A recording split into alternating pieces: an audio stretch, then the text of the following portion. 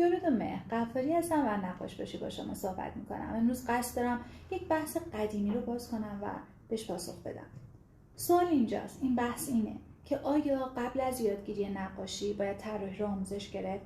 پاسخ ساده و کوتاه من بله هست. بله، شما قبل از اینکه وارد دنیای جذاب نقاشی بشید باید وارد دنیای طراحی بشید. شاید شما این پاسخ رو بدید: من در حال کار کردن هستم و آثاری رو خلق کردم و از اون رضایت دارم.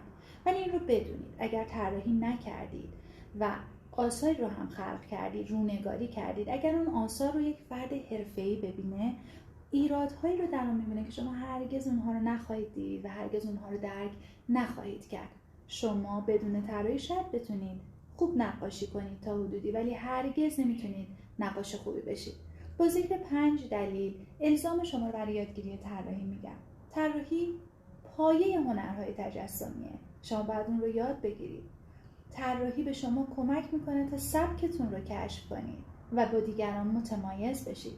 طراحی به شما یاد میده تا تسلط کافی بر مبانی هنرهای تجسمی داشته باشید. ریتم، تناسبات و ترکیب بندی اساس کار شما هستن اینها.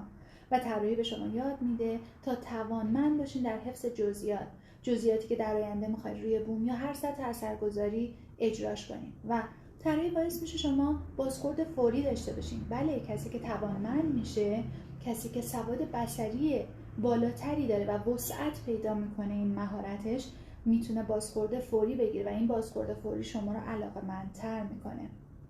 و اما پلن و نقشه راهی که نقاشباشی برای شما داره. ما کلاس‌های حضوری داریم برای طراحی، اما یه امایی داره که گاهن به مذاق هنرجویان خوش نمیاد. کلاس‌های حضوری ما مختص افراد با سابقه است. دلایلش مفصله که در جلسه مشاوره برای شما توضیح خواهم داد. ولی یک نوید دارم، یک خبر دارم برای همه عزیزانی که همیشه به دنبال حضور در کلاس‌های طراحی ما بودن. کلوب یا باشگاه طراحان نقاشباشی شروع به کار کرده و عزیزانی که در کلاس‌های طراحی هستن یا کلاس‌های مختلف در تکنیک‌های مختلف کار می‌کنن میتونن عضو این کلوب بشن و در واقع به صورت آفلاین و ترکیبی کارگاه تخصصی طراحی رو با ما آموزش بگیرن. و اولین اتفاق این کلوب طراحی پایه است که با محتواهای دقیق و خاص و ویژه به شما ارائه میشه.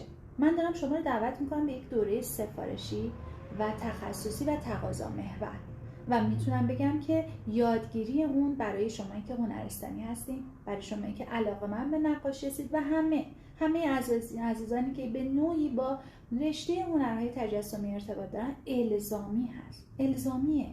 شروع کنید. قراره که یک سفر رو شروع کنید. سفر به عمق دنیای نقاشی، سفر به دنیای حرفه‌ای‌ها. منتظرتون هستم.